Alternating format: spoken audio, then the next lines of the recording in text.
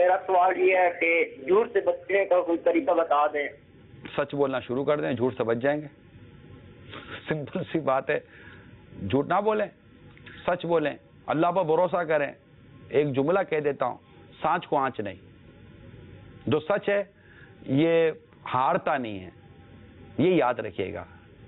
سچ جو ہے نا، مطلب یوں سمجھے کہ جھوٹ اور سچ کی ریس لگی ہوتی ہے. بظاہر آپ کو جھوٹ بھاگتا ہوا نظر آئے گا، مگر یہ جھوٹ آگے نکل گیا ہے، یہ جیتا نہیں ہے. ہر آگے نکلتی ہوئی چیز جیتتی نہیں ہے. جیتنے کا فیصلہ تب ہوگا جب لائن کراس ہوگی. ہمیشہ جیتا سچ ہی ہے. جھوٹ آگے جا کر تھک جاتا ہے. سچ کو جو ہے نا یہ ہار نہیں ہے. یہ ادھر بٹھا لیجئے، سچ کو ہار نہیں ہے.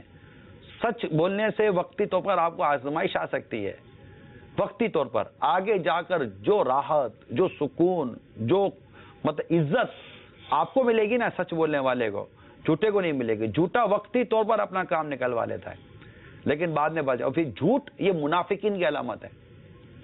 سرکار صلی اللہ تعالی علیہ وآلہ وسلم کے غزوے کا ایک واقعہ ہے کہ بعض اس میں نہیں گئے تو منافقین بھی نہیں گئے. منافقین نہیں جاتے تھے، یہ تو ڈرتے تھے، وہ تھے ہی منافق.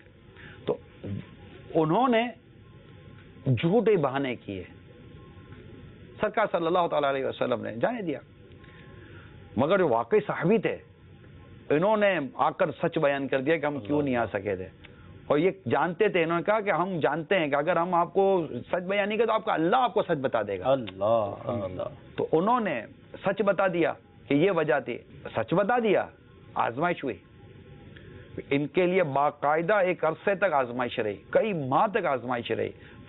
بات چیت بند ہوئی، صحابہ کرام نے بات چیت بند کی، گھر میں علیحدگی ہوئی، بہت کچھ ہوا. اتنا کچھ ہوا کہ میں آپ کو بیان نہیں کر سکتا. بہت طویل حدیث ہے، بڑی جامع معنی سبق آموز اور رقت انگیز حدیث ہے.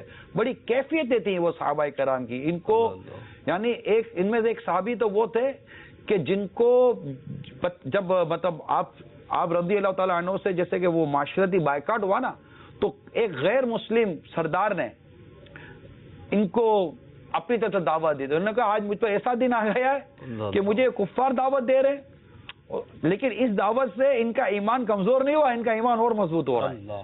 یہ کیفیت. خیر ایک عرصے تک آزمائش رہی. اس آزمائش کے بعد اللہ سرکار صلی اللہ تعالی علیہ وسلم پر ان صحابہ کرام کی براعت اور فضائل پر قرآن پاک کی آیت نازل ہوتی ہے. قرآن پاک کی آیت نازل ہوتی ہے اور سرکار صلی اللہ تعالی علیہ وسلم نے اپنے صحابی کو فرمایا کہ جاؤ.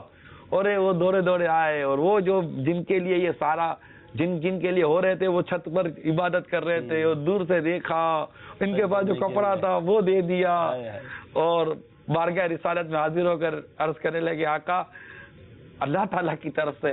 ارے وہ جو رقت، وہ جو رونا. مدینے کی گلیوں میں ان کے ایمان کا مطلب اعلان ہوا. صحابہ کرام کو بھی اتنی خوشی ہوئی کہ دور دور سے وہ مبارکبادیں ملی، گلے مل مل کے مبارکبادیں ہوئی. یہ سچ کی برکت الحمدللہ سچ پر رہی ہے، ڈٹے رہی ہے سچ پر. ایک نہ ایک دن سچ آپ کو اونچا کرے گا اور جھوٹ کی بنیادوں پر جو اونچا ہوا ہے نا، ایک نہ ایک دن جھوٹ اسے دھسا دے گا. اللہ تعالی ہمیں سچ بولنے کی توفیق عطا